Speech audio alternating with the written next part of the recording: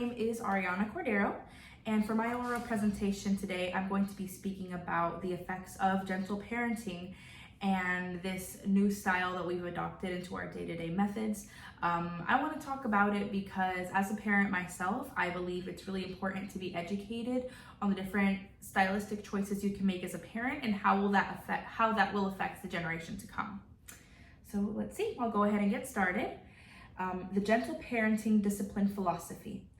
A crucial part of gentle parenting is noticing what Goodwin calls the positive opposite of your child's negative behavior, which means that instead of focusing on what the child did wrong, reinforce what you see them doing right. Research shows that this positive reinforcement is key to changing negative behaviors. The goal is to become less reactive and avoid using punishments as a form of discipline. Rather, gentle parenting techniques help you focus on the kindness and understanding. Gentle parenting isn't solely about your response to a stressful situation either. It's about educating yourself about your child's development. This includes affirming their feelings and teaching your child that big emotions are normal. The end goal isn't to have a child void of emotions, says Laura Petix, a pediatric occupational therapist and parenting coach who uses gentle parenting with her daughter. However, that doesn't mean that parents are encouraged to give in to their every child's whim. You can acknowledge your little one's reactions and emotions while still holding a firm boundary. For example, when Petix was at Disneyland with her daughter, she agreed to buy her a doll. One doll. But her daughter wanted two. So, when she started whining, crying, and stomping her feet, Petix used gentle parenting techniques, saying, "Ugh, I know they're both so cute. It would be so fun to have them both. We are only buying one doll today. You can give this doll a hug, take a picture, and put it back, or I can do it for you if that's too difficult." After the doll was returned to the shelf, she then welcomed and affirmed her daughter's feelings. It's my job not to hush those feelings, distract them from them, or punish them. Instead, I might offer a hug, a kiss, a squeeze, and this looks different for every child, until she feels regulated. So here are the benefits of gentle parenting. Using gentle parenting can set your little ones up for success in their life. When a parent emphasizes emotional experience and provides this type of sensitive caregiving, children will ideally grow up to be more kind, generous, and understanding, says Goodwin. Research supports the gentle parenting approach. One study found a link between parents' harsh verbal discipline and adolescents' aggressive behaviors and depressive symptoms. Petix says that learning how your child's brain works is one significant benefit of gentle parenting. As adults, we often lose sight of the fact that our kids haven't even yet learned how to act in certain situations. Understanding where your child is coming from strengthens your bond and it will build trust. Additionally, gentle parenting can launch a cycle of positive parenting. Research suggests that this kind of parenting is passed down from generation to generation. Here are some perceived problems with gentle parenting. There's a misinformed belief, and spend the time. You'll hopefully see positive outcomes in most situations. But no parenting style is perfect, and it can be discouraging when you don't get the expected results. There's a misinformed belief that harsh punishment is necessary for children to learn their lesson, says Goodwin, though we know that this isn't necessarily the case. Research supports this assertion.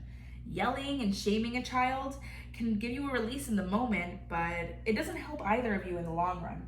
Humans learn better with positive reinforcement, which is a central aspect of gentle parenting. What many critics don't understand about gentle parenting is that it's not about ending all negative behaviors and living in a stress-free home.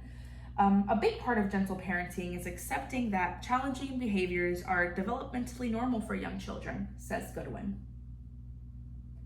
Petix adds that social media has fed perspective, and gentle parenting has given many parents a surface-level understanding of the approach. It's commonly confused with permissive parenting, which the child gets to make all of the decisions. Gentle parenting takes dedication. Consistency can be more challenging for parents with different family types.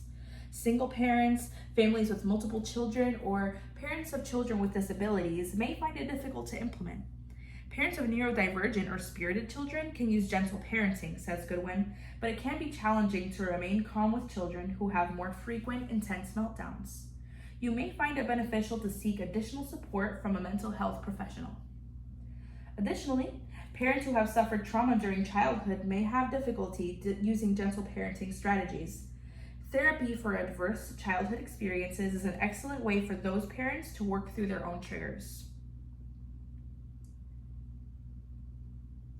Tips for how to gentle parent in everyday life.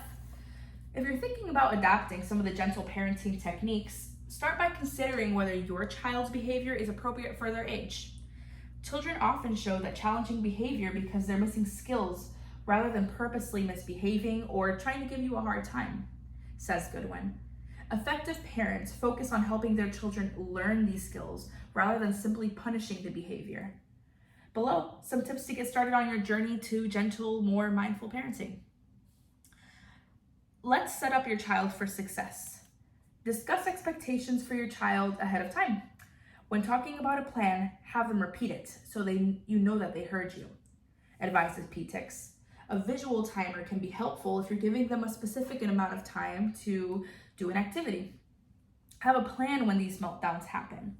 Choose your words wisely, allow mistakes, talk about emotions, be present with your child, take inventory, follow up later.